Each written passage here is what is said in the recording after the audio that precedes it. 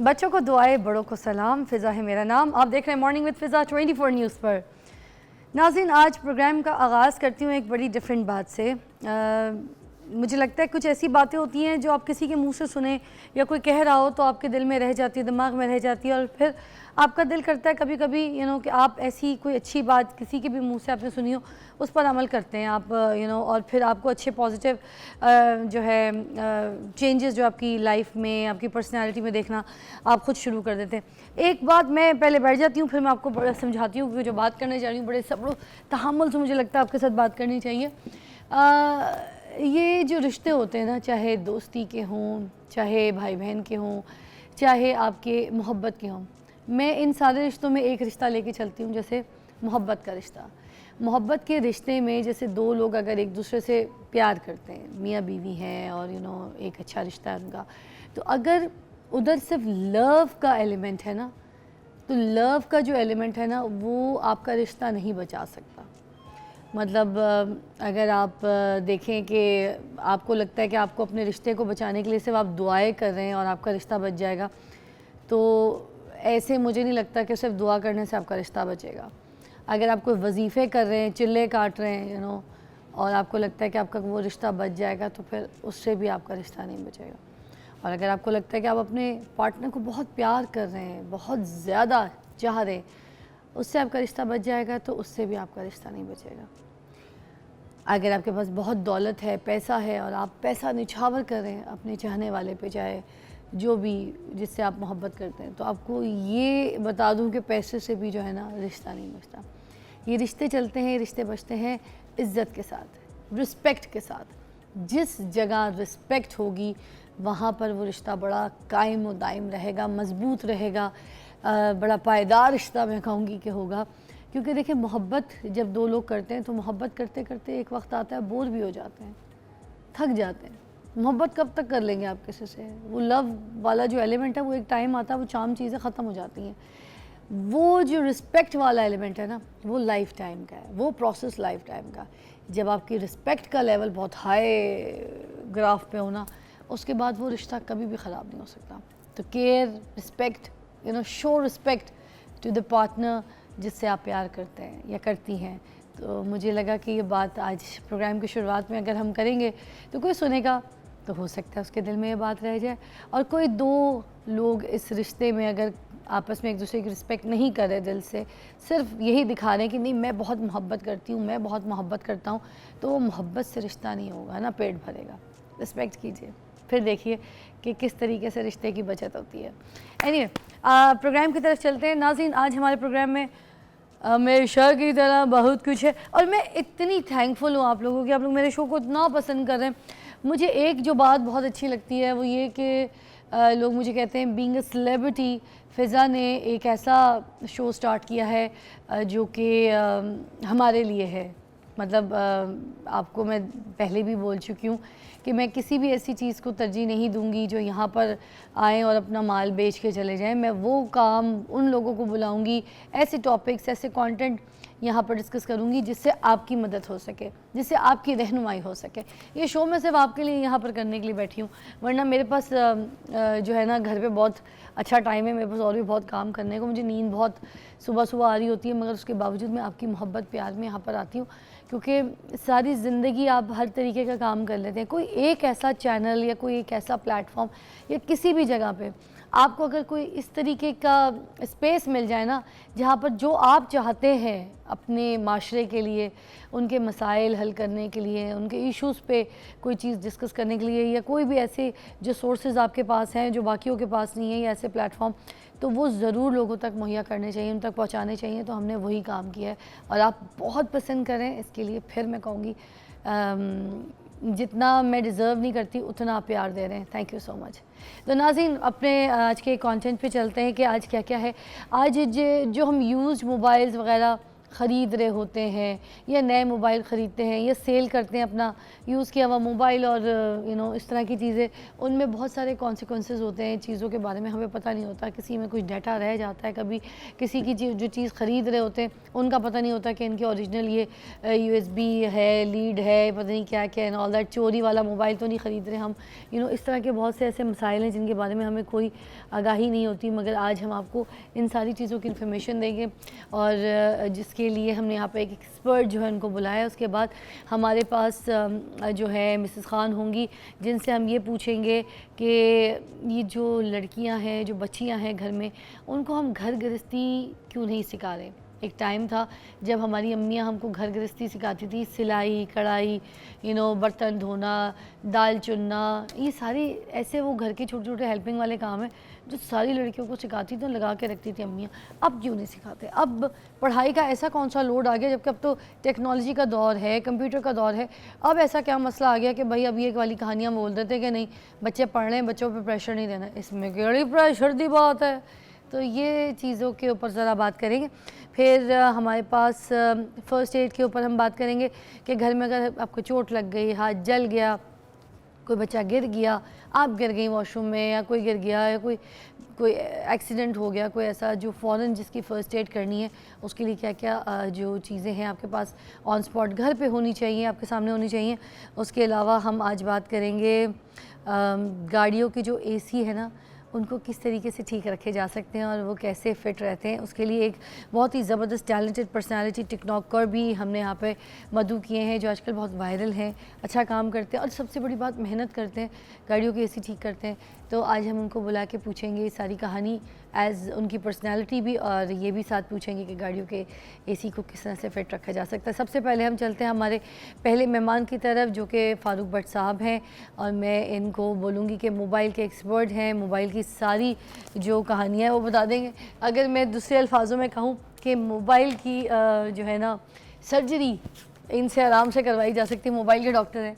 अस्सलाम वालेकुम फ़ारूक साहब, क्या हाल है? वालेकुम अस्सलाम जी, अल्लाह का शुक्र, अल्हम्दुलिल्लाह, आप खैरियत से? जज़ाकल्लाह। मुझे बताइएगा मोबाइल की हालत क्या है, कैसे पता चलेगी? मोबाइल की हालत क्या है वो तो ख़ुद बताता है, हम लोग समझना नहीं चाहते। अच्छा, हम इतने जल्दबाज होते हैं जब हम कोई चीज़ ख़रीदने या बेचने जा रहे हैं, तो हमें उसके लिए पहले से प्रिपेयर्ड होना चाहिए मेंटली। लाइक आपने अपना फ़ोन सेल करना है तो you have to remove your data. आप अपने घर पे अपना डाटा सेव करें, उसके बाद उसको रेज ऑल करें और उसके बाद उसको जाके मार्केट में बेच दें। अब लोग मार्केट में मौके पे आते हैं और कहते हैं ये अगला फ़ोन दे दें और ये पुराने का डाटा इसमें कर दें, और समहाउ उनका डाटा वहाँ पे रह जाता है।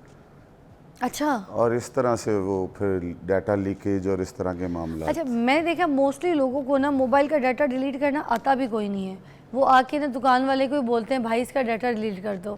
अब समटाइम्स वो जो मोबाइल वाले अब कितने ऑनेस्ट है क्या नहीं है, या कोई भूल चूक उनसे भी हो सकती है, कोई नया वर्कर रखा हो, कुछ हो तो उनसे नहीं हुआ हो तो ये रिस्क वो ले लेते हैं, उनसे जाके पूछ रहे होते हैं कि बताइए हमने हाथ पैर कैसे कटवाने हैं।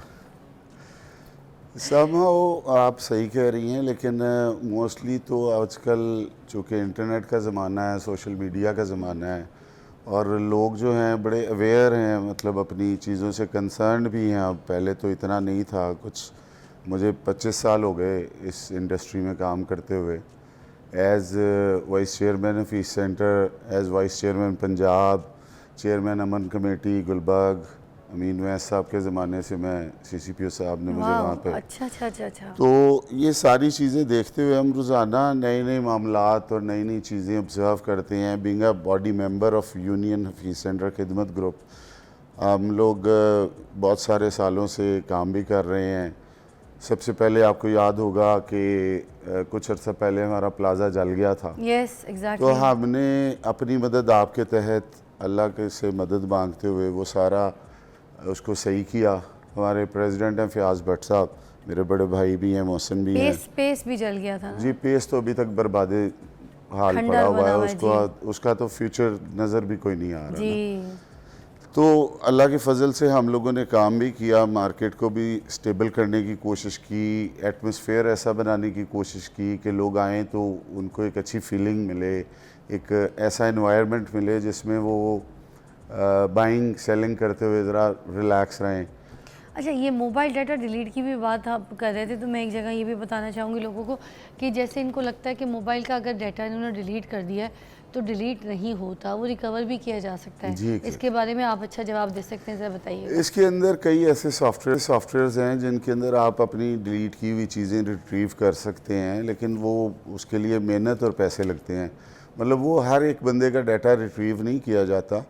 अगर अल्लाह ना करे कोई ऐसा इंसिडेंट होता है तो हम तो अपने तौर पे उसको स्नप भी करते हैं, ऐसे लोगों को डिस्करेज भी करते हैं। और अब ऐसी चीज़ें अवेलेबल हैं इनफैक्ट अब वो मार्केट में। कैसे रिकवर कैसे है, ये जो डिलीट डाटा है? देखिए, आप अपने लोग कंप्यूटर कैसे से रिकवर कर रहे हैं? आप अपने कंप्यूटर से कुछ चीज़ें डिलीट करते हैं और आप चाहते हैं कि वो रिसाइकिल बिन से वापस आ जाएं, तो वो आ जाती हैं। It's not a big deal.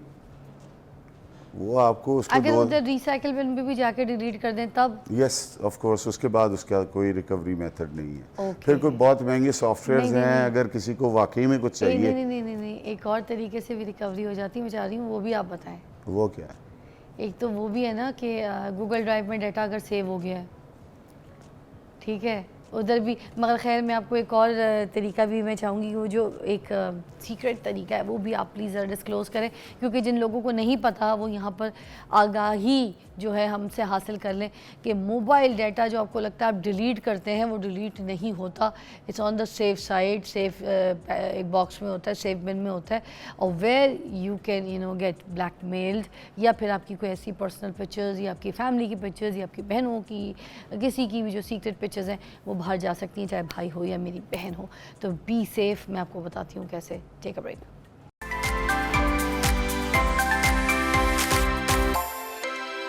चलो, हाँ जी, वेलकम बैक। हम आ गए हैं और हमारे साथ फारूक भट्ट साहब मौजूद हैं और हम मोबाइल्स के लिए बारे में जानकारी हासिल कर रहे हैं कि कौन से ऐसे मोबाइल्स हैं जो हमें ख़रीदने चाहिए और कौन से नहीं, और हमें कैसे पता चलेगा इसमें क्या खामियां हैं और कैसे ये सारी चीज़ें। मगर एक सवाल मैंने ब्रेक से पहले किया था कि मोबाइल में जो आप डाटा डिलीट करते हैं वो संभाव कुछ ऐसी सिचुएशंस भी होती हैं कि जिनमें कुछ मोबाइल की चीज़ें, डाटा, पिक्चर्स वगैरह, वीडियोज़ वगैरह रह जाती हैं और कुछ नंबर्स भी रह जाते हैं। तो वो दूसरा वो जो तरीका है वो भी मैं चाह रही थी ज़रा बता दें। देखिए, दूसरा तरीके में ना सॉफ्टवेयर वालों के पास वाकई आजकल चूँकि ज़माना ऐसा है कि हर चीज़ रिट्रीव हो जाती है, कोई मेमोरी आपकी लॉस्ट नहीं होती कभी भी। अच्छा। वो किसी तरह से भी बेसिकली जो कंपनीज बनाती थी शुरू में सेलफोन्स, शुरू में पैनासोनिक का बड़ा नाम था, एलजी का बड़ा नाम था एक ज़माना पहले, मोटरोला बड़ा मार्केट का फेमस ब्रांड था। तो वो डिस्पोजेबल फ़ोन हुआ करते थे, वो चाहे उस वक्त लाखों रुपए के आते थे लेकिन वो डिस्पोजेबल थे। और आज भी फ़ोन का जो क्राइटेरिया है जो कंपनीज उसको बनाती हैं, आप उसके पीछे क्वेश्चंस पढ़ें तो उसके अंदर वो आपकी लाइफ के लिए है आपका पार्टनर, वो आप उसको फेंक नहीं सकते। अगर आप उसको, चूँकि हमारे माशरे में हमें एक बेचते हैं तो दूसरा लेने की हमारी ताकत पैदा होती है, तो इसलिए ये बड़ा एक अच्छा बिज़नेस भी बन चुका है। लेकिन अदरवाइज़ तो मोबाइल फ़ोन्स जो हैं वो डिस्पोजेबल आइटम है कि 1 साल 2 साल आप 5 साल यूज़ करें और फेंक दें इसको। मैं देखा मोस्टली जो बड़े बिजनेसमैन हो या मीडिया पर्सनालिटीज़ हो, वो लोग अपना मोबाइल जो यूज़ वाला होता है वो आगे नहीं सेल करते। हाँ बहुत जी। मुश्किल से रेयर कोई लोग हों जिनको पता हो कि इसमें हमारा कोई ऐसा डाटा नहीं है तो वो सेल कर देते हैं, मगर जो यूजेज वाला फ़ोन है उसको नहीं करते because of this reason. Yes exactly, क्योंकि वो नहीं चाहते कि किसी सूरत भी, क्योंकि ऐसे सॉफ्टवेयर्स अवेलेबल हैं जो आपकी डे वन की यूजेज को, लाइक आपने ये फ़ोन अगर साल पहले ख़रीदा है तो डे वन की यूजेज को भी रिट्रीव किया जा सकता है। अच्छा। ऐसे सॉफ्टवेयर्स अवेलेबल हैं मार्केट। अच्छा सर, मुझे ये भी बताइएगा कि ये जो चोरी वाले फ़ोन होते हैं, अब हम बाज़ार में यूज़ फ़ोन लेने के लिए जा रहे हैं, हमें क्या पता ये चोरी का है? उसके लिए ना एक ज़माने में अमीन वैस साहब थे CCPO लाहौर, और मुस्तनसर फ़िरोज़ साहब हमारे बड़े अच्छे दोस्त थे SP मॉडल टाउन, तो उनके तवसत से ना हमने एक ऐप तैयार कर ली है E-गैजेट के नाम से फॉर शॉपकीपर्स। ठीक। अब जब आप फ़ोन बेचने आती हैं तो मैं आपके फ़ोन का IMEI नंबर और आपका ID कार्ड और आपकी इंस्टेंट फ़ोटो राइट वे जहाँ भी आप हैं उस वक्त, अच्छा। वो सारा कुछ लेके तो उसको सेंड कर देता हूँ पुलिस डिपार्टमेंट में, और वो आपको विदिन 15 to 30 मिनट्स कॉल आ जाती है। अगर के फ़ोन चोरी का है तो वो हमें कॉल आती है कि इनको अब आप किसी तरह रोकें और वो आके उनको अरेस्ट कर तो ले। आपको लगता है यूज फ़ोन में जो सबसे पहले इंपॉर्टेंट चीज़ें देखनी हमने पहले ये वाली यू देखनी शुड आस्क कि इसका ई गैजेट हुआ है। री गैजेट। अच्छा, ये हम हफीज सेंटर से लेते हैं तब पता चलना है या फिर किसी भी दुकान से लेंगे तो हम री गैजेट का देखिए पूछ इस वक्त सकते हैं? लाहौर लेवल पे तो ये वाली ऐप जो है ना वो काम कर रही है, अच्छा, लाहौर के बाद एनीवे आप हमें कॉल भी कर सकते हैं अगर आपको पूछना है, मोबाइल की इंक्वायरी हासिल करनी है कि किस तरीके से मोबाइल का हमें पता चले जो हम ख़रीद रहे हैं या सेल कर रहे हैं। तो एनीवेज इन सारी इन्फॉर्मेशन के लिए यू कैन कॉल अस। एक और कॉल है हमारे पास। अस्सलाम वालेकुम जी, कौन है? वालेकुम अस्सलाम, मैं लाहौर से समन बात कर रही हूँ। कैसी हैं आप? जज़ाकल्लाह, ठीक ठाक। बहन क्या कहेंगी समन?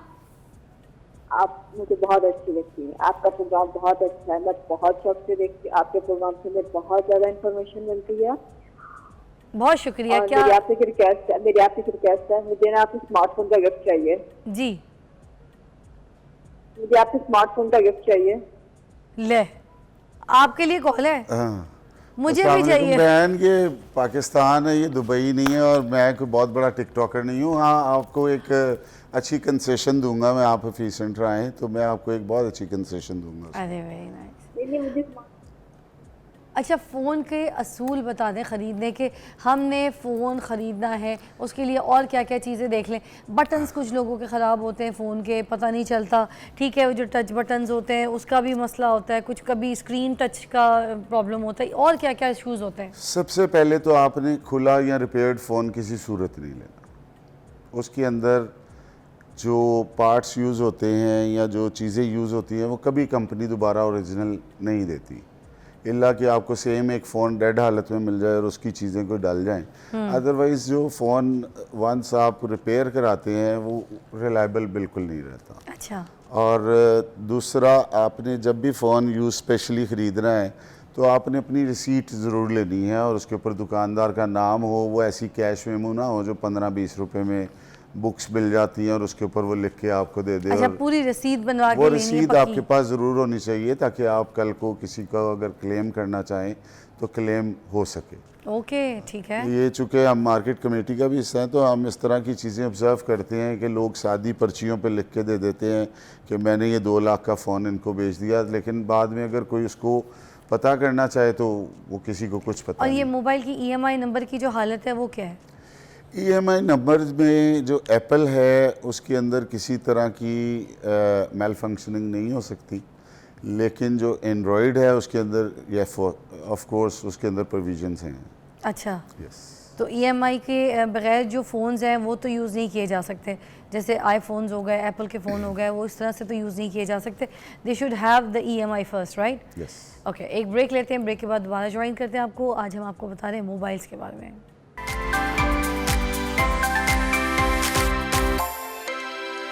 Welcome back to watching morning with Fiza, और फारूक साहब हमारे साथ बैठे हैं। हम मोबाइल्स की इन्फॉर्मेशन इनसे ले रहे हैं कि हम किस तरीके से मोबाइल मार्केट से ख़रीद सकते हैं, अपना मोबाइल बेच सकते हैं। अच्छा, एक ह्यूमर है कि PTA अप्रूव्ड करवाने के बावजूद फ़ोन को वो जो है नॉन PTA हो जाता है, तो ये क्यों हो जाता है, पूछते हैं ज़रा। जी, सबसे पहले तो जो आपने सवाल पहले पूछा कि एक भी चीज़ मैंने पहले भी बताई कि आपने खुला हुआ फ़ोन तो किसी सूरत नहीं लेना। रिपेयर्ड फ़ोन ख़रीदना आपके लिए समझें कि मौत है। दूसरा, सबसे पहले आपको किसी भी कैसे पता चलेगा कि ये रिपेयर है, वो आम बंदा लेने जा रहा है तो? वो देखें, फ़ोन के अंदर YouTube के ऊपर ट्यूटोरियल्स पड़े हुए हैं कि हाउ टू बाय फ़ोन और हाउ टू चेक। हम लोग भी ऐसे ही आप लोगों की वजह से सीखते हैं। जब पहले दिन मैं दुकान पे गया था तो आई वाज अ लेमैन, तो सबसे पहले उसकी पेरेंट कंडीशन देखनी है।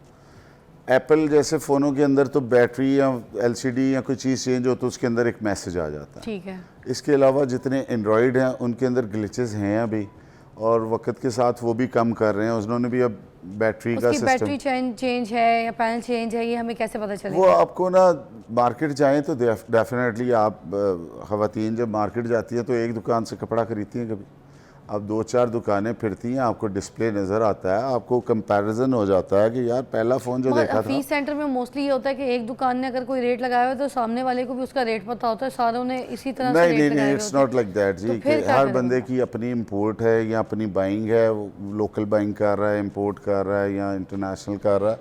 ये सारी चीज़ें तो अपनी जगह पे हैं, लेकिन आपको फ़ोन ख़रीदने से पहले थोड़ी मार्केट ट्रैकिंग करनी चाहिए और आपको हमेशा मार्केट जाके किसी न किसी रिलायबल बंदे से, जिससे आपकी थोड़ी सलाम दुआ हो, उससे फ़ोन खरीदें, क्योंकि आजकल फ़ोन है लाखों के, और मतलब बल्कि उनका पीटीए टैक्स ही लाखों का है। अच्छा, अब रिटर्न की ऑप्शन भी होती है कि अगर कोई फ़ोन सही नहीं है या समझ नहीं आ रहा है या उसकी बैटरी इशू है, कोई इशू है? मैंने तो अभी कल ही एक फ़ोन बेचा, एक साहब को, दोस्त आए थे अलीपुर चट्ठा से, तो उस वक़्त ऐप नहीं चल रही थी, वीडियो कॉलिंग नहीं कर रही थी कोई भी ऐप एक, तो उन्होंने मुझे कोई घंटे बाद आके कहा जी इस पे ऐप नहीं चल रही, तो मैंने उनके पूरे पैसे रिटर्न कर दिए। अच्छा, तो ये होता है, लेकिन हमारा चूँकि क्राइटेरिया ऐसा है, हम इसको कंसिडर करते हैं फ़ोन्स को बर्फ़ के साथ कि ये डिस्प्ले में पड़े हुए भी पिघल रहे हैं, अच्छा, इनकी प्राइसेस डेप्रिसिएट हो रही हैं। ये तो इंटरनेशनल एक फिनोमेना है ना कि कंपनी ने एक मोबाइल आज बनाया, आज वो 3,70,000 रुपये का है, तो एक साल बाद वो 1.5 लाख का नहीं है। मॉडल नीचे आते जा रहा है, फिर जाहिर सी बात है वैल्यू टेक्नोलॉजी जो है वो नीचे आ जाती है। अच्छा, मेरा सवाल अभी वहीं खड़ा है, वो जो पीटीए अप्रूव्ड मोबाइल है वो जो है, जो ह्यूमर मुझे सुनने में आ रहे हैं कि वो नॉन पीटीए हो जाते हैं, तो उसका क्या रीज़न होता है? Is that true? जी, ये बिल्कुल सच है, और अनफॉर्चुनेटली हमारे मुल्क में पीटीए ने एक तो बहुत हाई टैक्सेस लगा रखे हैं। 2 लाख के फ़ोन के ऊपर 1.5 लाख रुपए टैक्स है, ऑलमोस्ट 50% से ज़्यादा। तो अभी थोड़े दिन पहले हमारी, बल्कि मैं भी उस टीम का हिस्सा था, हम चेयरमैन पीटीए से मिले और उनके ऑफिस इस्लामाबाद गए, तो उन्होंने हमें कुछ बताया कि उनके साथ कोई मामलात हैं कुछ फ़ोनों के। वाकई ऐसा हुआ मार्केट में कि किसी ने 3.5 लाख रुपए का एक फ़ोन लिया और 1 माह बाद पता चला कि वो नॉन पीटीए हो गया। तो उनसे जब इस बारे में बातचीत हुई तो उनके सॉफ्टवेयर के अंदर शायद कोई ग्लिच है या उनके कोई अपने अंदर के कोई लोग इसमें इन्वॉल्व हैं। तो काफ़ी एक लंबी फहरिस्त है जो नॉन पीटीए हुए हैं फ़ोन। अच्छा, तो अच्छा, और ये भी बता दें कि आपने मुझे बताया कि मोबाइल के लिए खुला फ़ोन ऐसे कोशिश करें कि ना लें, ठीक है, मगर कुछ लोगों की अफोर्डेबिलिटी यही है कि उन्होंने यूज्ड फ़ोन लेना है। अब उस यूज फ़ोन के अंदर उन्हें क्या क्या चीज़ें देखनी है, वो जो चार्जर है वो अगर हैंड फ्री है या एयरपोर्ट है, वो रियल है कि नहीं है उसी कंपनी का, या फिर फेक हुई हमें उसकी हैंड फ्री और चार्जर उठा के दे दे, हमें क्या पता? ये सारी चीज़ों को कैसे पता चलेगा सामने ख़रीदने वाले को यूज़ जी फ़ोन? फिज़ा, आज के ज़माने में ना हर चीज़ ऑनलाइन हो चुकी हुई है। आप अपनी मोबाइल का एक डब्बा खोलती है ना, तो उसके ऊपर चार्जर के ऊपर भी एक सीरियल नंबर लिखा होता है। अच्छा, आप उसको ऑनलाइन उसकी वेबसाइट पे कंफर्म कर सकती हैं। लेकिन हम लोग जो है ना, जो हमारा एक नेचर है being a Pakistani, being a Lahoria, तो हम लोग जब कुछ ख़रीदने या बेचने जाते हैं तो हम बहुत जल्दी में होते हैं।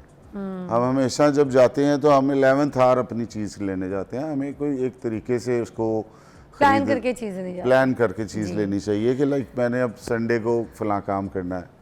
Thank you so much Farooq साहब, आपने हमारी रहनुमाई की। हमें थोड़ा समझ होनी चाहिए। देखें जी, हम इतना टैक्स देते हैं, इतने महंगे फ़ोन ख़रीदते हैं, गवर्नमेंट को भी चाहिए कि हमारे फ़ोन जो है उसकी हिफाजत करें। फ़ोन चोरी हो जाते हैं, मिलते ही नहीं है, आधी कीमत से ज़्यादा जो है हम टैक्स पे कर रहे होते हैं उन फ़ोन्स के लिए जो हमें पसंद आता है, जो हम ख़रीद रहे होते हैं। तो हर फ़ोन की सिक्योरिटी जो है वो होनी चाहिए। जैसे अगर हम मुल्क से बाहर जाते हैं, हर फ़ोन की जो है मुल्क से बाहर सिक्योरिटी है, हर मुल्क में सिक्योरिटी है, इंश्योरेंस है, मतलब उसकी स्पेशली अगर फ़ोन आपका खो जाए, टूट जाए, आप एक कॉल करते हैं और आपको फ़ौरन वो जो है फ़ोन दूसरा मिल जाता है।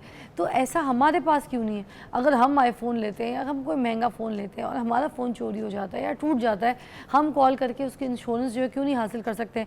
हम थानों के चक्कर लगा रहे होते हैं, हम मुरम्मत वालों के चक्कर लगा रहे होते हैं, हम लोगों से पूछ रहे होते हैं, हम भाग दौड़ कर, क्यों? हमारे पास इंश्योरेंस पॉलिसी क्यों नहीं है? ये मेरी गवर्नमेंट से भी अपील है कि इतने महंगे महंगे फ़ोन्स जो हम यूज़ कर रहे होते हैं, हम ले रहे होते हैं, इतना टैक्स पे करते हैं, तो खुदा के लिए हमारी इन चीज़ों के लिए भी देखें ना। हमारी फ़ोन की सिक्योरिटी, हमारे फ़ोन की इंश्योरेंस होना बहुत ज़रूरी है, specially in Pakistan. I hope हमें इसका फ़ीडबैक बहुत अच्छा मिले जो अभी हमने यहाँ पे बात की है। गवर्नमेंट से अपील करती हूँ और ब्रेक के बाद आपसे मिलते हैं, आगे चलते हैं, मिसेस खान से भी बात करते हैं। Take a break.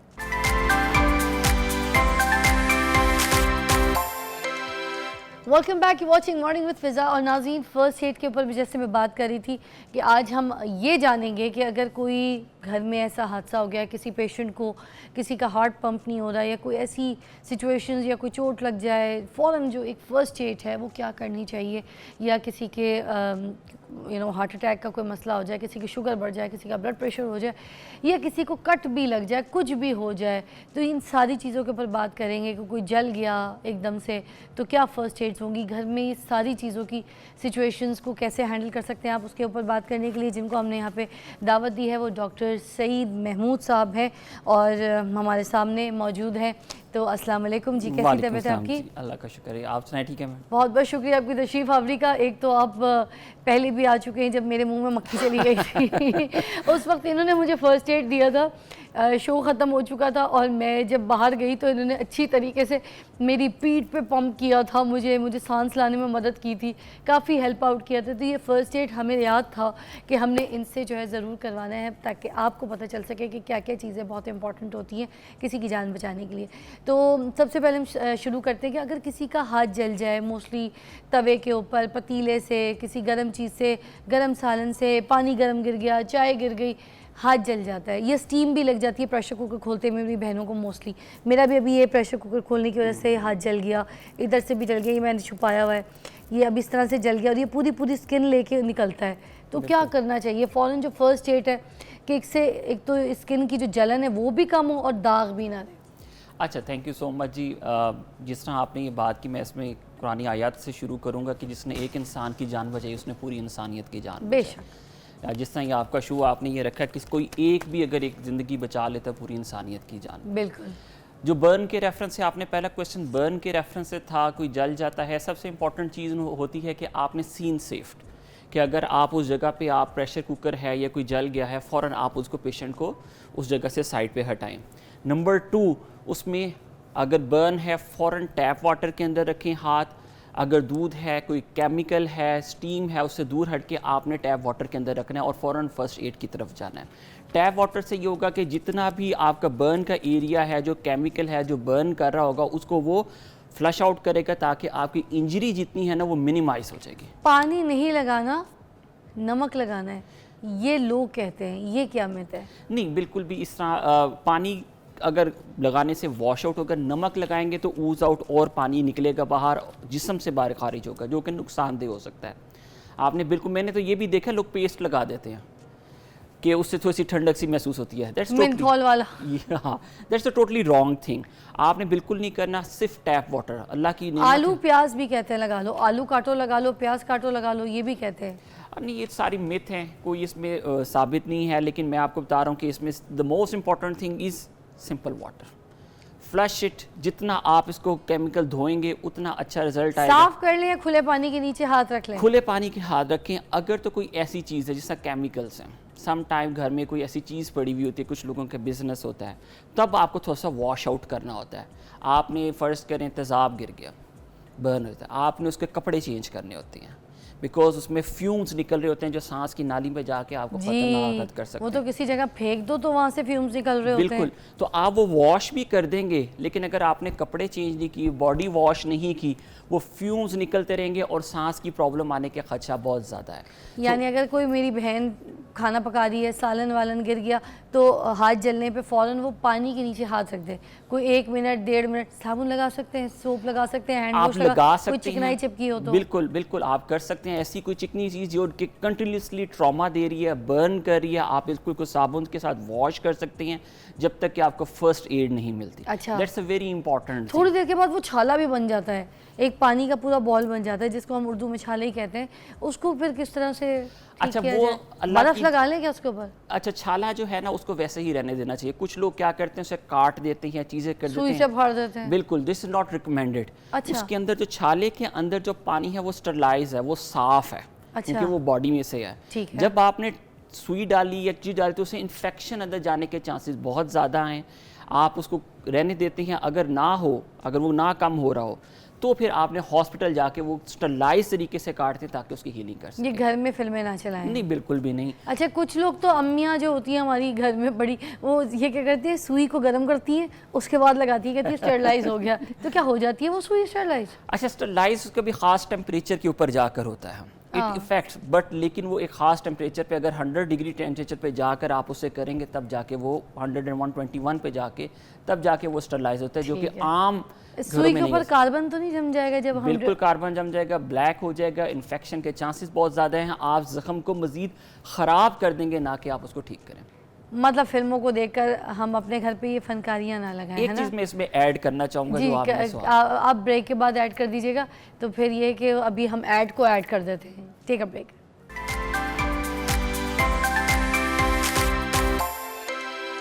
Welcome back, you watching morning with Fiza. Mehmood साहब हमारे साथ मौजूद हैं जो कि डॉक्टर हैं और हमें बता रहे हैं कि घर पे हम फ़र्स्ट एड किस तरह से कर सकते हैं अगर कोई सिचुएशन हो जाए। अच्छा, हम जले हुए के ऊपर बात कर रहे थे कि घर में जल जाएं तो क्या क्या कर सकते हैं। ये जो प्रेशर कुकर होता है मोस्टली, तो औरतें क्या करती हैं, ज़रा पास जाके उसको खोलने की कोशिश करती हैं, एकदम से जो उसकी स्टीम होती है, क्योंकि जो लोग नए नए यूज़ कर रहे होते हैं उनके साथ तो बहुत ज़्यादा इस तरह के इश्यूज़ होते हैं। अब वो जब खोलती हैं तो उसका जो स्टीम है वो एकदम से नाक अंदर पूरी जाके, तो ऐसा लगता है अंदर तक सब कुछ जल गया, फेस भी बर्न हो रहा होता है, जलन हो रही होती है स्टीम की वजह से। इस सिचुएशन में बंदा क्या करे? अच्छा, ये जो आपने सिनेरियो दिया बड़ी डेंजरस सिनेरियो है, बहुत ही ख़तरनाक है। इसके अंदर आपने देखें मेरी बात, जब सांस में चला गया, नाक और खलक में चला गया, स्टीम जाती है, देखा स्वेलिंग, सूजश हो गया, सांस की नाली का बंद होने का बड़ा ख़दशा है। ये एक लाइफ थ्रेटनिंग है। ये जब इस तरह हो, फ़ौरन से पहले जितनी जल्दी हो सके आपने करीबी हॉस्पिटल से फ़र्स्ट एड लेनी है, क्योंकि चाहे ये थोड़ा सा हो, आपको उससे अलामात क्या मिलेंगी? लिप्स का जलना, नाक के इर्द गिर्द जलना, या ये नेज़ल हेयर, या अगर मेल है कोई तो दाढ़ी या मूँछों का जलना, ये एक ख़तरनाक साइन है। इसका मतलब है कि अंदर आपका बर्न हो गया है, जिससे स्वेलिंग, सांस का ख़तरा, सांस बंद होने का ख़तरा बहुत ज़्यादा है। फ़र्स्ट एड लेनी है इमीडिएटली, ताकि वो आपके सांस का एयर पैसेज को वो क्लियर कर सकें। और ये पेशेंट वो होती हैं जिन्हें कम से कम 48 to 72 आवर्स अंडर ऑब्जर्वेशन रखना पड़ता है कि उनकी, because they are at stake, life threatening हुआ ये तो, है ना? ये बहुत तो ख़तरनाक। फ़ौरन इसकी फ़र्स्ट एड घर नहीं, डॉक्टर से फ़ौरन रिजू करें, हॉस्पिटल जाएं, चेकअप कराएं, फ़ौरन दिखाएं, राइट? बिल्कुल बिल्कुल जी, इसमें देयर इज़ नो वेट, इसमें आपने बिल्कुल भी इंतज़ार नहीं करना। अगर तो जिस्म वगैरह पे है, बर्न कोई है, तो उसको वॉश करके फ़ौरन से पहले रेस्क्यू 1111 या करीबी हॉस्पिटल में आपने पहुंचना है। ठीक है, याद रखें पेस्ट वगैरह नहीं लगानी, टैप वाटर से वॉश करना है, उसके बाद फ़ौरन फ़र्स्ट एड के लिए डॉक्टर पे जाना है। अच्छा, ये कुछ बच्चे होते हैं छोटे छोटे, चवन्नियाँ अठन्नियाँ मुंह में ले रहे होते हैं, या कोई कॉइन्स या बोतल का ढक्कन, आदत होती है कुछ ना कुछ मुंह में ऐसे घुमा रहे होते हैं, तो वो पेट में चली जाती है। जैसे मैं, अगर मुझसे कोई बोले ना कि करेंसी क्या थी तुम्हारे ज़माने में जब तुम पैदा हुई थी या तुम छोटी थी, तो मैं आराम से बता सकती हूँ कि मेरे ज़माने में वो चवन्नी और अठन्नी होती थी बहुत ज़्यादा, तो मेरे पेट में चवन्नी भी मिलेगी और अठन्नी भी मिलेगी, तो ये दोनों चीज़ें मैं निकल चुकी हूँ। मगर ये अल्लाह का शुक्र है मुझे तो कुछ नहीं हुआ, मगर लोगों की सांस की नाली भी जाके फंस जाए तो क्या सांस रुक सकती है? देखें जी, जिस तरह कि आपने सिनेरियो दिया, एक लास्ट सिनेरियो भी था जब आपको प्रॉब्लम हुई थी, जब इंसेक्ट चला गया था, दूसरा आपने ये सुनाया, तो मेरा ख्याल है आप काफ़ी लकी हैं कि अल्लाह ताला ने आपको ज़िंदगी सेहत दी हुई है। हाँ, गुल्लक रही मैं चवन्नी अठन्नी के लिए, मैं गुल्लक हूँ। ये एक ख़तरनाक, एक बड़ा ही सिनेरियो है जिसमें हम चोकिंग बोलते हैं। अगर तो ये खुराक की नाली में चला जाए तो वो स्टमक और इंटेस्टाइन से यूजुअली ये निकल जाता है, सम टाइम प्रॉब्लम करता है, लेकिन 90% केसेस ये स्टूल के ज़रिए पास हो जाता है। दूसरा सिनेरियो ये है कि ये अगर कॉइन है या कोई कैप है बॉटल की, वो सांस की नाली में चली जाए, इसको हम चोकिंग बोलते हैं। ये लाइफ थ्रेटनिंग है। इसमें ये कि देखेंगे जो यूजुअली पेशेंट ने ऐसे हाथ रखा होगा या हाथ रखा होगा, ये कहेगा दोनों हाथ इधर होंगे, सांस नहीं आ रहा होगा, और थोड़ी देर बाद अगर देखेंगे तो ब्लू साइनोस होना शुरू हो जाता है, या अच्छा, बच्चा है। तो ये कितनी देर के अंदर सारा सिनेरियो करना होगा ठीक है, कहीं सांस ना बंद हो जाए अगर ये कुछ हो गया है और इस तरह से बच्चा आया है कि सांस रुक रही है एंड ऑल दैट, सांस की नाली में अटैक कर गया तो? अगर ये देखिए जी, we have less than 2 minutes, क्योंकि 2 मिनट के अंदर ऑक्सीजन जो हमारी ब्रेन को और हार्ट को जा रही है वो कॉम्प्रोमाइज़ हो जाएगी, and that can be a lethal one. उसमें सबसे अच्छा जिससे हम ये मैनिकन रखेंगे, अगर मैनिकन का हम बात करें, हाँ। इसमें सबसे पहले आपने, अगर ये बच्चा है इसके पीछे आना है, ये बोतल का ढक्कन जो है ये इसके मुंह के अंदर ऐसे, ठीक है, ऐसे चला गया, ठीक है, yes. First example we are के हमारा पेशेंट ये है, उसके मुंह में ये एक चला गया, ठीक है। अब पहली चीज़ है कि अगर तो क्या वो नज़र आ रहा है, ये कैप है, पेशेंट अनकॉन्शियस हुआ है, आप इसको देख के रिमूव कर सकते हैं। लेकिन अगर कोई कॉइन है जिस तरह आपने बात की, वी कांट सी, हमने ब्लाइंडली उंगली नहीं डालनी। अच्छा, क्योंकि वो फर्दर आगे डीप सांस की नाली में जाने का खदशा है, क्योंकि हमें नजर नहीं। तो आप जो कुछ लोग होते हैं ब्लाइंडली उंगली डाल के निकालते हैं, दैट्स रॉन्ग थिंग। अच्छा, सामने पड़ा हुआ है, आप चीजें पकड़ के उंगली करके यू कैन रिमूव इट। ठीक है। लेकिन दूसरा सिनेरियो जिसमें कॉइन अंदर चला गया और हमें नजर भी नहीं आ रहा और पेशेंट चोक कर रहा है, वो अनकॉन्शियस होने जा रहा है, आपने एक मुट्ठी बनानी है, अम्बलाइकस जो नाफ होती है और ये जो हमारा है, इधर आपने हाथ रखना है और दूसरे हाथ से उसको पिक करना है अच्छा, और थोड़ा सा बेंड होके एंड यू पुश हार्ड, 1 2 3 1 2 3, ताकि अंदर जो उसके ये लंग्स, जो नाफ वाली जगह है, इधर आपने सिर्फ मुट्ठी बनाई है, ऐसे कुछ नहीं किया, Yes. सिर्फ मुट्ठी, और यह उस नाफ के ऊपर रखा है। यस, नाफ के ऊपर, ओके, ठीक है, ठीक है, दूसरे हाथ से दूसरे ग्रिप, हाथ से पकड़ा, थोड़ा सा बेंड और bend, पुश, वन, ओके, उसको ओके। ताकि जो लंग्स में जो एयर है वो अंदर से और अबडमन जो है और वो प्रेशर देके बाहर आए। कुछ लोग पीठ पे थप्पड़ मारते हैं जोर जोर से, ढस ढस ढस ऐसे करते हैं, वो ठीक अच्छा है? नहीं, इट इज़ नॉट रिकमेंडेड, उससे कोई इतना खास फर्क नहीं पड़ता। मोस्टली तो यही होता है ना, कुछ फंस गया है, वॉमिट हो रही है, खांसी हो रही है, पान की छालियां फंस गई, कोई कुछ भी इस तरह की कोई चीज़, तो फौरन सबसे पहले जो है ना ऐसे धस धस धस। बिल्कुल। ये शुरू अच्छा, कर ये दो। इतना उससे इतने ज़्यादा असर नहीं आता। अगर ये चोकिंग हो रही है क्योंकि वो सांस की नाली के ऊपर है, सांस नहीं आ सकता, it's going to be difficult, recommended नहीं है। ये एक आप कह सकते हैं छोटी मोटी चीज़ होगी, जैसे थपकी दी तो शायद वो खुराक की नाली में आगे चले जाए तो सांस आना हो। अच्छा, एक थपकी होती है और एक ये भी होती है, पीठ यूं हिलाते हैं नहीं, इसका जैसे बच्चे को नहीं हजम करवाने के लिए। अच्छा नहीं, बच्चे के रेफरेंस से बात करेंगे, जिस तरह ये तो छोटे ये बच्चे तो वो की तो नीचे चली जाएगी सांस की नाली की, तो वो हमने नीचे ऐसे, हम नीचे भी तो गुजार सकते हैं अगर कोई ऐसी जगह फंस गई है, या नहीं?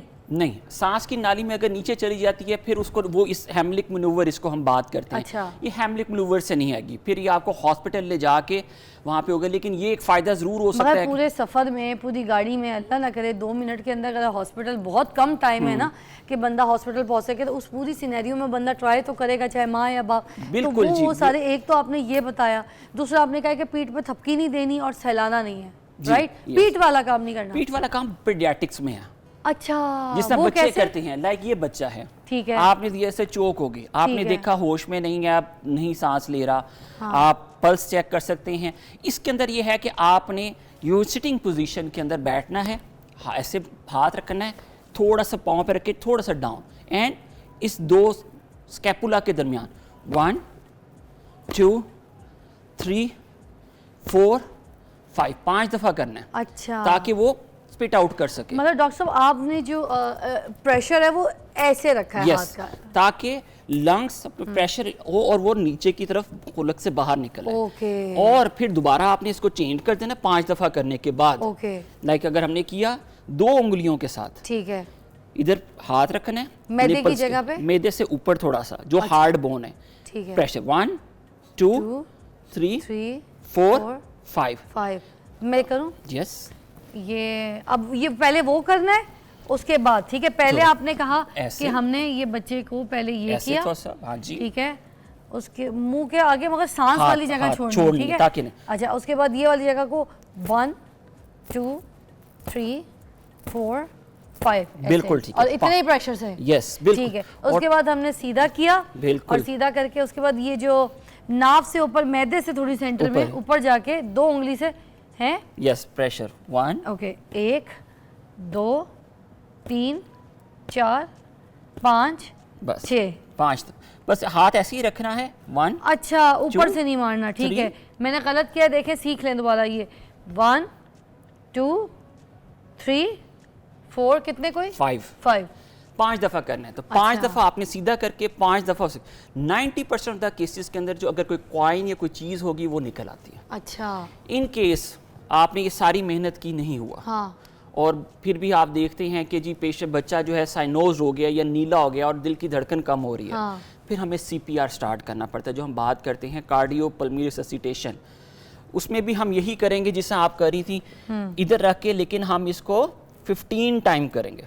अच्छा, 30 टाइम, अगर 15 2 बंदे हों तब है 30 टाइम, 1 2 3 4 5 6 7 8 9 10 इसी 30। स्पीड से? यस, ओ, आपने 100 to 120 कंप्रेशन पर मिनट देने हैं, अच्छा, ताकि दिल की धड़कन उसकी चलती रहे और उसको जो ब्लड का सप्लाई है वो ब्रेन और हार्ट को मिलता रहे, अच्छा, जब तक कि कोई डेफिनेट रेस्क्यू ना आ जाए या आप हॉस्पिटल ना पहुंचे। क्योंकि जैसा कि आपका सवाल था, बच्चे के गले में था, नहीं निकला, गाड़ी निकाली है, रास्ते में कुछ हो गया, तब रास्ते तक पहुंचते हुए हमने कुछ तो करना है पेशेंट की ज़िंदगी बचाने के लिए। तो आपने ये कंप्रेशन देते रहने, ताकि ये ऐसे ही है जिस तरह के हार्ट को अपने हाथ में आपने पकड़ के पंपिंग कर रहे हैं, ताकि हार्ट और ब्रेन को उसकी ब्लड सप्लाई जाती रहे जब तक कि हम रेस्क्यू डेफिनेट ट्रीटमेंट की तरफ नहीं पहुंचते। अच्छा, फलाल के साथ हुआ था, छोटी थी 3 साल पहले, किसी ने धक्का दिया तो वो जो डेस्क का कोना होता है ना स्कूल में, वो कोने वाली टेबल बिल्कुल एकदम से उसको जाके हिट की और पूरे इधर माथे के ऊपर उसके सर पे ना अंदर तक होल हो गया and was bleeding like hell. तो वो वैसे तो फर्स्ट एड आपको पता है हर अच्छे स्कूल्स में होता है, नर्सेज ने वहाँ पे लोगों ने उसको वहाँ पे चीज़ें, मगर हमें कॉल करके बता दिया कि ये सिचुएशन है, तो हम भागे भागे आए, फिर हम जो सही डॉक्टर को दिखाना था हम वहाँ पे लेके गए। तो कुछ डॉक्टर ने कहा कि एनेस्थीसिया देके अभी सर्जरी होगी, कुछ लोगों ने कुछ कहा, कुछ लोगों, मगर एक अच्छे बहुत सर्जन थे, तो आई कॉल्ड हारून नबी जो डर्माटोलॉजिस्ट हैं, बहुत फेमस, वेरी काइंड पर्सन। मैंने उनको फ़ोन करके पूछा कि मैं क्या सिचुएशन करूँ, यहाँ पे एनेस्थीसिया बेटी को दिया जा रहा है। उन्होंने कहा बिल्कुल कुछ नहीं कराना, ये नहीं कराना, तो टेप स्टिच होंगे, ठीक है, दाग उम्र के हिसाब से चला जाएगा और टेप स्टिच होंगे, वो ठीक हो जाएगा। बट ये था कि ब्लीडिंग रुक गई थी, फर्स्ट एड जो दे दी थी। मैं ये पूछना चाहती हूँ कि जो फर्स्ट एड फ़ौरन जब ब्लीडिंग ऐसे बच्चों को माथे पे चोट लगने से, नाक की नक्सीर फूटने से ये लग जाती है, तो उस वक्त जो फौरी फर्स्ट एड है वो क्या देनी चाहिए? अच्छा देखिए, मैंने फिर पहले बात की, अगर तो ये ट्रॉमा हो गया, चोट लगी या कोई ऐसा सिनेरियो है, हम कोई ले लेते हैं, एक तो सीन सेफ्टी हम हमेशा बात करते हैं, या फायरिंग हो रही है कहीं या किसी को चोट लग गई तो आप साइड पे हो जाएंगे। नंबर 2, ऐसे प्रेशर के अंदर, ऐसे सिनेरियो के अंदर आपने प्रेशर देना है। अच्छा, प्रेशर ज़्यादा देना है ताकि ब्लीडिंग रुके।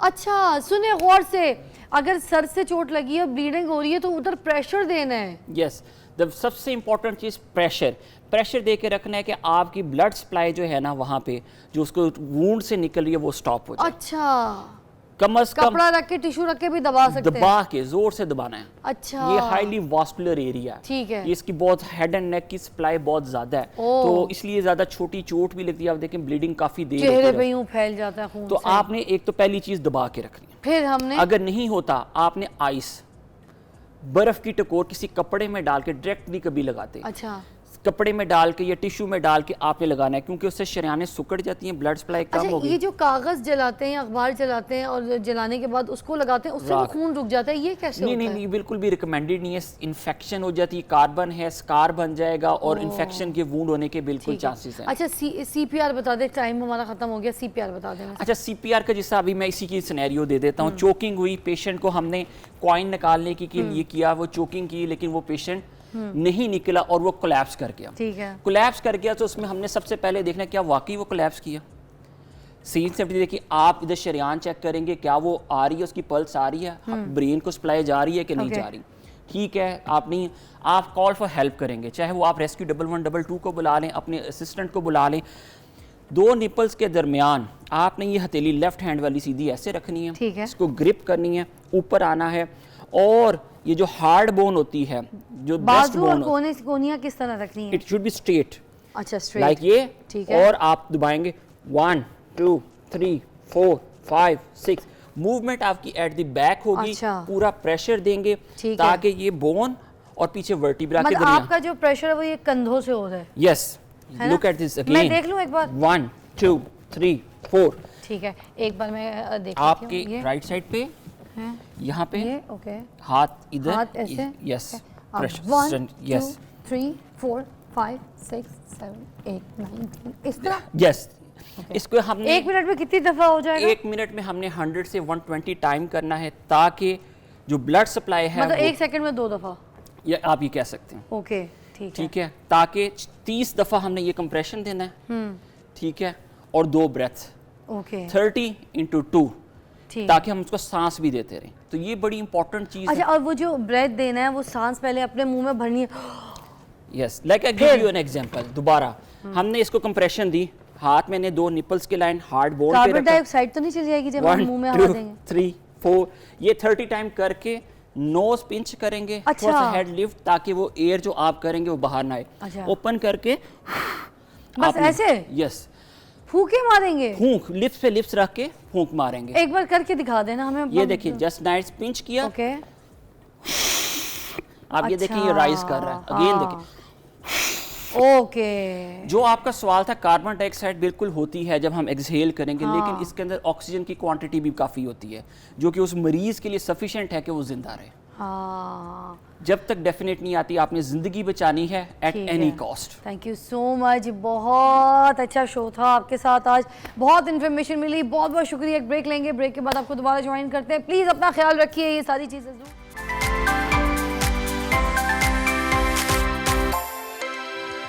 Welcome back, you watching morning with Fiza. मेरे साथ टिकटॉकर यासीन है जो कि आज हमें बताएंगे कि गाड़ी का जो एसी है उसको फिट सही ठीक किस तरह रखे जा सकता है, क्योंकि कार का एसी जो है वो ठीक भी करते हैं, बड़े मैकेनिक हैं। तो अस्सलाम वालेकुम यासीन, क्या हाल है, कैसी ठीक तबीयत ठाक, है? अल्लाह करम। कैसे जा रहे हैं आपके टिकटॉक? माशाल्लाह ज़बरदस्त जा रहे हैं, बहुत वायरल जा रहे हैं अल्हम्दुलिल्लाह से। अच्छा, कौन सा वाला बड़ा वायरल गया है? वो टीका लगाने वाला, जो गाड़ी को टीका लगाते हैं। वैसे डॉक्टर इंसानों को लगाते हैं, मैं गाड़ियों को टीका लगाता हूँ। अच्छा, गाड़ी का टीका लगाते हैं आप, मतलब गाड़ी को ठीक करते हैं। जाहिर सी बात है, क्या क्या मसले आते हैं गाड़ी के गर्मियों में, स्पेशली गाड़ी का जो एसी होता है वो जो ख़राब हो जाता है सबसे ज़्यादा इस वेदर में, इस गर्मी के सीज़न में क्या मसले आते हैं? नई गाड़ियों में तो बेसिकली जो वेपोरेटर लीकेज का ना, वो आम मसला है, कॉमन मसला है। स्पोर्टेज होगी, एमजी होगी, नई गाड़ियों में ज़्यादातर यही मसला आ रहा है। अच्छा, तो उसके लिए यही होता है कि कंपनी से आप, अगर तो आप वारंटी में गाड़ी है, आप कंपनी के पास जाएं, उनसे रजू करें। अगर नई कंपनी करती तो फिर आफ्टर मार्केट वर्कशॉप से किसी से भी काम करवाएं। कोई रिलायबल बंदा हो, गारंटेड बंदा हो कि जो अच्छा काम करे। ये ना हो कि एसी ठीक करते करते गाड़ी पूरी बर्बाद कर दे, ये चीज़ होती है। अच्छा, एसी ठीक करते करते गाड़ी के भी हाँ, काम कई दफ़ा होता है कि वायरिंग वगैरह भी ख़राब हो जाती है, कर देते हैं जो आम टेक्नीशियन जिनको टेक्निकल लिहाज से इतना इल्म नहीं होता, चीज़ें तोड़ देते हैं। उसके डैशबोर्ड की जो फिटिंग लाख वगैरह वो तोड़ देते हैं, निशान डाल देते हैं डैशबोर्ड पे जब खोलते हैं गाड़ी। इवन मैंने देखा है, मैंने वीडियोस भी बनाई हैं इस पे। अच्छा, जी। तो मेरी बात सुनिए, ये जो गाड़ी का गैस ख़त्म हो जाता है, ये कैसे हमें पता चले कि गैस ख़त्म हो गई है? ख़ास तौर पे नई गाड़ी में, मुझे पहले बता दें फिर बाद में हम नई गाड़ी में ये होता है कि गैस या तो एकदम ख़त्म होती है या आस्ता आस्ता। अब गाड़ी में बैठेंगे, इस तरह फील होगा कि एक साइड पे कूलिंग आ रही है, एक साइड पे नहीं आ रही, इस तरह बाज़ औक़ात होता है, तो वो गैस कम होने की निशानी है। अच्छा, और ये नई गाड़ियों में कब शुरू हो जाती है? नई गाड़ियों में तकरीबन किसी में तो 50,000 पे भी आ जाती है, किसी में 1 लाख पे मसला आ जाता है गैस यानी कि लीक होने का। अच्छा, और ये जब यूज़ थोड़ी सी गाड़ी हो जाती है, 1-2 साल पुरानी हो जाती है, तब हमें कब कब पता चलेगा कि गैस कम हो रही है और हमने किस टाइम के बाद जो है गैस फिट करा लेनी? मतलब कोई time period exactly time period नहीं होता इसमें। जो नई गाड़ियों में उसमें बहुत ज़्यादा मसले हैं। बाकी टोयोटा में मसला आता है एक, वो कंट्रोल वाल का। नई गाड़ियों में तो लीकेज के बहुत ज़्यादा मसले हैं वेपोरेटर के, तो वो कंपनी की तरफ से आए हैं। कुछ कंपनियां गाड़ी क्लेम कर देती हैं, कुछ नहीं करती, तो कस्टमर बहुत ज़्यादा यानी कि ना ये चीज़ फेस करते हैं। कंपनी अगर बाहर से आपने उनसे मेंटेनेंस नहीं ना कराई है, इवन के तेल भी नहीं चेंज करवाया, तो वो गाड़ी की वारंटी में क्लेम नहीं देते कस्टमर को। ये जो हर गर्मी का सीज़न आता है, हाँ जी, उसमें हर बार हमें गैस चेंज करानी चाहिए, मतलब भरवानी चाहिए? नहीं, गैस ऐसी चीज़ है जो ख़त्म नहीं होती, ना वो जलती है जब तक लीकेज ना हो। कुछ लोगों का कंसेप्ट होता है कि गैस बासी हो गई है। 1-2 टिकटॉकर थे, उन्होंने वीडियो बनाई थी कि गैस बासी होके अपना रोटी है बासी हो गई। हाँ हाँ, तो मैंने वीडियो देखी है। इवन एक बंदे ने वीडियो बनाई कि गैस इसकी स्मेल दे रही है, मैं निकाल के दोबारा डालूंगा तो गाड़ी ओके हो जाएगी। ये वो गंदे सिलेंडर मंगवाए हुए हैं, सिलेंडर की गैस होती है ना, आपको पता है? हाँ जी। कभी कुछ ऐसी दुकानों से मंगवा दो, क्योंकि मेरे घर में भी ना वो स्मेल छोड़ती है। नॉर्मल गैस नहीं आती, सिलेंडर गैस है, तो कभी किसी ऐसी अननोन दुकान से मंगवा लो तो बदबू वाली गैस दे देते हैं। नहीं, इसमें ऐसा नहीं होता। इस गाड़ी में कोई ऐसा मसला नहीं, ऐसा नहीं होता है। इस गाड़ी में ये होता है कि जितनी गैस अच्छी होगी उतनी ज़्यादा उसकी चिलनेस होगी, क्योंकि गैस जो कूलिंग होती है वो प्योरिटी पे होती है। गैस कितने % प्योर है। और गैस कौन कौन से क्वालिटी की होती है? गैस ज़्यादातर तो नॉर्मली USA की चलती है, हनीवेल के नाम से ज़्यादातर पाकिस्तान में यूज़ होती है, वही गैस चलती है। R134 कितने की होती है? गैस की कॉस्ट तो कुछ नहीं होती। गैस तो मोस्टली जितनी गाड़ियां होंडा या टोयोटा की पाकिस्तान में 1300-1800, उसमें आधा किलो से कम डलती है। ये वही वाली गैस होती है जो घर के एसीओ में नहीं, उसका और इसका डिफरेंस होता है। ये R134 होती है, इसका और उस गैस के नंबर का डिफरेंस होता है। अच्छा, R134 जी। और कितने की अंदाजन? फिर भी एक अंदाजन गाड़ी में किलो के हिसाब से मुझे बता दो। अगर वेट के हिसाब से आधा किलो डलती है, अगर आप लगाएं तो तकरीबन 4500 रुपए kg है, 2500 तकरीबन इतने की। 3 गाड़ी में इतनी कोई आधा किलो? इतनी ज्यादा मोस्टली गाड़ियों में आधा किलो, और जो छोटी गाड़ियां हैं उनमें 320-360 ग्राम इतने। ये वो रेट है जो आप लोगों को लगाते हैं, जो जब आप खरीद रहे होते हैं गैस, ये वो है? नहीं, गैस हमारी जो खरीदते हैं उस पे हमें प्राइस पड़ती है तकरीबन 4500 रुपए kg तकरीबन। अच्छा, और इसकी फिर इसको जो आप भरवाई क्या 4500? हाँ 4500 रुपए केजी, 1 केजी, हाफ केजी डलती है 2200-2500 की गैस होती है जो कॉस्ट एक्चुअल कॉस्ट होती है। 45 रुपए केजी हुआ। 4500 रुपए केजी, यानी कि 4500 रुपए केजी होती है गैस की प्राइस। अच्छा 1 केजी और 13 केजी का सिलेंडर होता है। इस टाइम तकरीबन 48,000 का सिलेंडर है। मतलब कोई 2200 रुपए की गैस? हाँ 2200 रुपए की तकरीबन तो लगा लोग लें तो 10-10 हज़ार रुपए ले रहे होते हैं। अभी मैंने गाड़ी की गैस दिलवाई है, कल की बात है। जी जी। तो मेरी गाड़ी का मुझसे 7-7.5 हज़ार रुपए। गाड़ी कौन सी थी आपके पास? फिटिंग के है मेरे पास। बता दो, बता दे। मेरे पास स्पोर्ट, Honda Civic। अच्छा होंडा सिविक। उसमें एक्स वाला या नया जो एक्स वन? ये तो उन्होंने मुझे कुछ बताया नहीं। नहीं, मॉडल कौन सा है होंडा सिविक? वैसे एक्स है ना? है एक्स है। एक्स है। एक्स में ज़्यादातर मोस्टली जो आता है अंदर वेपोरेटर लीकेज का मसला आता है, उसमें दोबारा गैस निकल जाएगी आपकी गाड़ी में से। ये जो हर बंदा कहता है कंप्रेसर खराब हो गया, मुझे भी यही तकलीफें दे रहे थे बोल बोल के। कंप्रेसर खराब हो जाता है क्या? नहीं, इनका कंप्रेसर नहीं, इनका मोस्टली वेपोरेटर खराब होता है। कूलिंग कॉइल जो अंदर इनडोर होता है ना, वो उन्होंने तो वो चेंज करना होता है? वो चेंज करना होता है। कितने का आ ज़्यादातर जाता है वेपोरेटर? यही तकरीबन 10-12 हज़ार का। 10-12 हज़ार का। जो जेन्युइन कंपनी का OEM वो बहुत एक्सपेंसिव है, वो तकरीबन 28,000 का है, 28,000 का। अच्छा, जेन्युइन कंपनी का? जेन्युइन कंपनी का। और कंप्रेसर कितने का हो जाता है? कंप्रेसर जो यूज़ में आते हैं वो बहुत सस्ते हैं, मुनासिब भी हैं लोगों के। तो जो नई गाड़ियां जिस तरह चाइनीज़ आ रही हैं, हवल वगैरह, जापानी कंप्रेसर भी तो आए हुए हैं। जापानी आए हुए हैं, लेकिन जो जापानी गाड़ियां हैं उनमें लग जाते हैं। जो नई गाड़ियां आती हैं उनमें प्रॉब्लम होती है, जिस तरह MG वगैरह आ रही है, इनका भी पार्ट्स अवेलेबल नहीं है, कोई भी चीज़ ख़राब होती है तो उनमें मसला आता है। अच्छा, वैसे चले अब आपने ना मुझे छोटी गाड़ियों के मसलों के बारे में ज़्यादा बताना है, क्योंकि मसले ज़्यादा छोटी गाड़ी में आते हैं। बड़ी गाड़ी ना सही नहीं, बड़ी गाड़ी में ज़्यादा आ रहे हैं मसले, छोटी की अच्छा? नहीं। हाँ, कैसे? जो MG है, स्पोर्टेज है, जो जितनी भी जो गाड़ी नई आ रही है उसमें इतने मसले हैं, उतने छोटी पुरानी गाड़ियों में नहीं कौन आते। सी ऐसी गाड़ी है जो आपको कहते हैं कि ये वाली तो नहीं लेनी चाहिए, ये AC की कूलिंग भी ख़राब है, इसकी AC ठीक नहीं चलता, इसका कोई ऐसा मसला? नाम ना बताइए, बस हमें थोड़ा सा हिंट दे दीजिए। बहुत सारी चाइनीज़ गाड़ियों के ज़्यादातर मसले हैं। चाइनीज़ गाड़ियों के? चाइनीज़ गाड़ियाँ में बहुत देखभाल के लेनी चाहिए। हाँ, देखभाल के। और दूसरे नंबर पे ज़्यादा है, AC के इश्यूज होंगे। और आने वाले दौर में जिस तरह के ये चाइनीज़ बहुत सारे ब्रांड आए हैं, उनकी HEV गाड़ियाँ आई हैं, तो मसला ये होगा उनमें कि आपको आने वाले वक्तों में उनका पार्ट्स जो होता है ना, यूज्ड में नहीं मिलता ठीक आपको। है। सवाल मुझे ये बता दीजिए कि अपनी गाड़ियों का जो AC है उसका कैसे ख्याल रखें, प्लीज़ कुछ बता दें। ख्याल उसका ऐसे रखें कि आप फ़िल्टर टाइम से चेंज करवाएं, और दूसरा जो आगे जाली होती है कंडेंसर, उसकी बाकायदगी से तकरीबन 1 मंथ बाद उसको पानी लगवाएं, प्रेशर से सफाई रखें, चाहे छोटी गाड़ी हो बड़ी हो। छोटी गाड़ी की तो लाजमी जो 660 या 800 सीसी या 1000 सीसी गाड़ियाँ, बड़ी गाड़ी को कोई इशू नहीं होता इतना ज़्यादा। ठीक है, चलें, बहुत बहुत शुक्रिया। आप अपनी गाड़ियों को टीके लगाएं, आपको दोबारा भी बुलाएंगे। आज तो हमने AC की इन्फॉर्मेशन आपसे लेनी थी, और उसके बाद हम और भी गाड़ी की चीज़ों की इन्फॉर्मेशन आपसे लेंगे। You are a talented person. हमारे साथ अभी गाड़ियों के डॉक्टर सर्जन मौजूद थे, यासीन, जो कि गाड़ियों को बहुत अच्छा टीका लगाते हैं। उसके बाद टीका लगाने के बाद गाड़ी को बहुत अच्छा रफा दफा कर देते हैं, मतलब भागना शुरू कर देती है गाड़ी के चने जो है वो घोड़े की तरह उसको खिलाते हैं और फिर गाड़ी जो है भागती है। तो ऐसा मैकेनिक होना बहुत ज़रूरी है जिसको सही का। अच्छा, मैं एक और बात बताऊं, जो सही आपके साथ पैसे ले, कम पैसे ले, गाड़ी का सही ख्याल रखे, एक बंदे के हाथ में गाड़ी रखे, कोई एक इंजीनियर, कोई एक डॉक्टर आपका गाड़ी का होना चाहिए जो आपकी गाड़ी को खोले ताले, एक सही वाला सर्जन अपना पक्का कोई अपने हाथ में रखे। हर नए के आगे जाके गाड़ी खोल के मुँह ना दे दिया करें। तो ये बस ये भी थोड़ा सा ख्याल रखें। सही टिप दी है? ठीक है, बहुत बहुत शुक्रिया, अपना ख्याल रखिएगा। आपसे मुलाकात करती हूँ कल। आई होप आपको आज मेरे शो में बहुत सारी इन्फॉर्मेशन मिली होंगी। यार ब्रेक लेते हैं, ख़त्म नहीं कर रही हूँ, डर क्यों रहे। Take a break. Welcome back to watching morning with Fiza. नाज़रीन, अभी हम बात करेंगे मिसेस खान से। हमने उनको मदऊ किया है, हमारे साथ हैं। हम ये पूछना चाहेंगे आज उनसे कि घर में पहले जब जो एक दौर था उसमें ये था कि माएँ अपनी बेटियों से, दादी नानी अपनी पोतियों से, नवासियों से काम करवाती होती थी, आदत डालती थी बचपन से कि बेटा जाओ दाल चुन दो, जाओ बेटा गिलास में पानी भर के ला के दो, अपना बर्तन खाना खाया है तो उठा के खुद धो के रखो, प्लेटें धो के रखो, ठीक है, ये सारी चीज़ों की डस्टिंग करो। माएँ झाड़ू दे रही होती थी, पीछे कहती थी कि बेटियाँ डस्टिंग करो, ठीक है, अपना खाना खुद गर्म करो, थोड़ी सी बच्चियाँ बड़ी हो जाती थी, कपड़े अपने खुद धो लो, इस तरह से आदत डाल के काम करवाती थी, जिसकी वजह से बच्चों में काम की और सलीके की थोड़ी सी प्रैक्टिस हो जाती थी। सिलाई कढ़ाई करवाती थी, कपड़े सिलवाती थी। तो अब ये सारी चीज़ें जो है ख़त्म हो गई हैं। अब ये कहा जाता है कि बच्चों के ऊपर प्रेशर बहुत है, बच्चे पढ़ लें, पहले भी तो पढ़ते थे, पहले भी तो डॉक्टर बनते थे, मगर अब तो वैसे ही इतना ज़्यादा ज़माना टेक्नोलॉजी के ऊपर है, कंप्यूटर पे है, हर चीज़ हम जो है रिलाई करते हैं। एक काम हमारा एक स्क्रॉल एक फ़ोन से हो जाता है, गूगल हमें हमारा दादा अब्बा बना हुआ है, हमें हर चीज़ बता रहा होता है। उसके बावजूद हम इतना अब सुस्त हो गए, काहिल हो गए, एक ही सोफ़े पे पड़े हुए हमारी लाश हो गई है।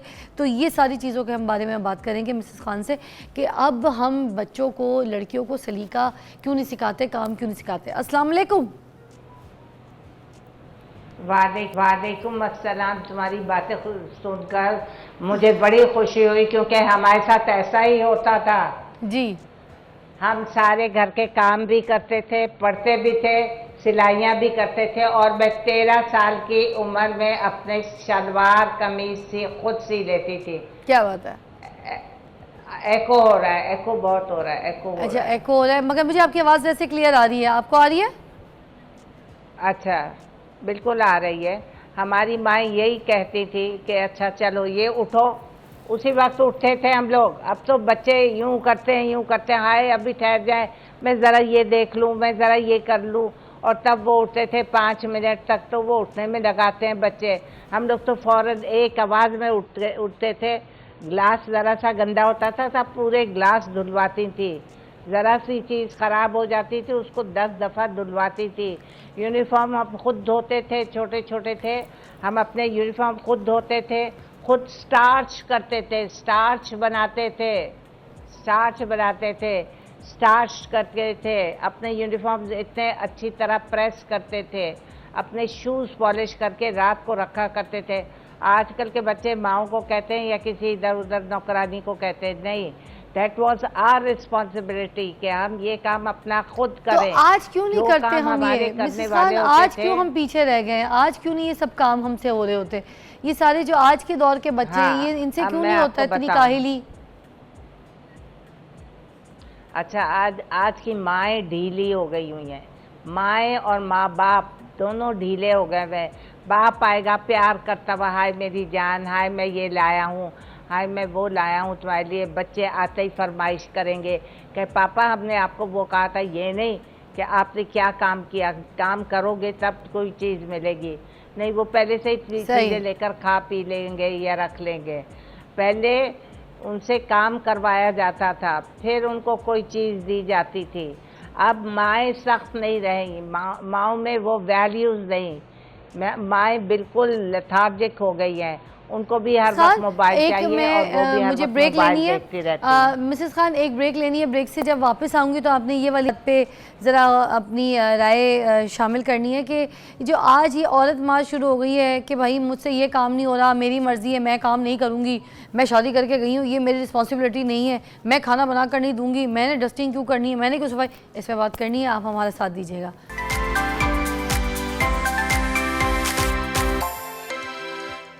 Welcome back. मिसेस खान, मुझे बताइएगा कि जो औरत मार्च का सिलसिला शुरू हो जाता है और औरतें घर में काम नहीं करती या फिर अगर अपने ससुराल जाती हैं तो वो नखरे करती हैं कि मुझे ये काम नहीं करना, मेरी मर्ज़ी, मेरा जो दिल करता है मैं वो करूँगी, मैं क्यों किसी के लिए खाना बनाऊँ, मैंने तुम्हारे माँ बाप की ज़िम्मेदारी नहीं ली है, तुम अब जानो, तुम कुछ करो, मुझे नहीं पता, यू नो ऑल दैट। ये जो ज़िद में आ जाती औरत, काम नहीं करती, बिल्कुल निकम्मा पना, उसके घर वाले कुछ सिखा विखा के नहीं भेजते, ये क्यों चलना शुरू हो गया है, ये बताइए।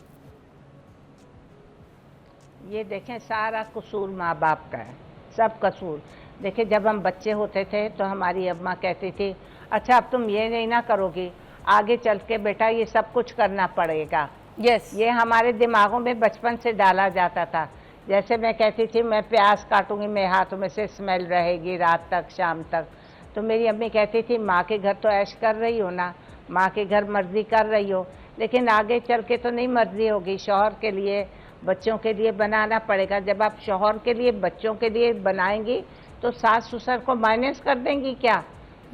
आप इतनी घटिया तरीन औरत हैं कि आप उसी में ऐड कर देंगी थोड़ा सा और सब्जी ऐड कर देंगी, 2 बोटियां और ऐड कर देंगी, वो सास ससुर का खाना बन जाएगा। कोई आपको अलग से और अलग टाइम तो नहीं ना लगेगा, उसी टाइम में सब कुछ हो जाएगा, उसी टाइम में पूरे घर का खाना बन जाएगा। बल्कि देवर वगैरह कोई बच्चे होते थे 1-2 तो उनका खाना भी बन जाता होता था। ये तो सारी नखरेबाजियां हैं लड़कियों की। तो और मतलब माँ आज बाप की ने जो आज सिखाया की हुआ है, औरत जो है उनकी वो ये गलतियां भूली हैं। बैठी है कि कल को मैंने भी सास बनना है, या मैंने अब जब माँ बनना है, मेरे बच्चे, मैं जब बूढ़ी एज में आऊँगी तो मेरे भी बच्चे आगे मेरी खिदमत करें, मेरी बहू आगे खिदमत करे, नहीं? खैर ऐसे खैर ये सिनेरियो जो है बड़ा अजीब हो गया मिसेस खान, मगर खैर हमारे पास टाइम आज बहुत शॉर्ट था, बट बहुत बहुत शुक्रिया, आपने हमारा साथ दिया, हमसे बात की। और नाज़रीन, फिर मैं आपको आखिर में भी ये कहना चाहूँगी कि अपने बच्चों में काम की आदत डालें, चाहे उनको डस्टिंग कराएं, चाहे उनसे दाल चुनवाएं, चाहे उनसे पानी मांगे बार बार, मगर उनके अंदर ये हैबिट डालें कि घर गृहस्थी की चीज़ों के बारे में उनको पता होना चाहिए। सिलाई करना सिखाएं, कढ़ाई करना सिखाएं, जो भी फ्री टाइम में वो अपनी इन चीज़ों के साथ जो है ना बिज़ी रहें, तो खैर आपके लिए बेहतर होगा और आपकी आगे आने वाली नस्ल के लिए बेहतर होगा। तो आपको मिलते हैं कल, आज के लिए बस इतना ही। खुदा हाफ़िज़।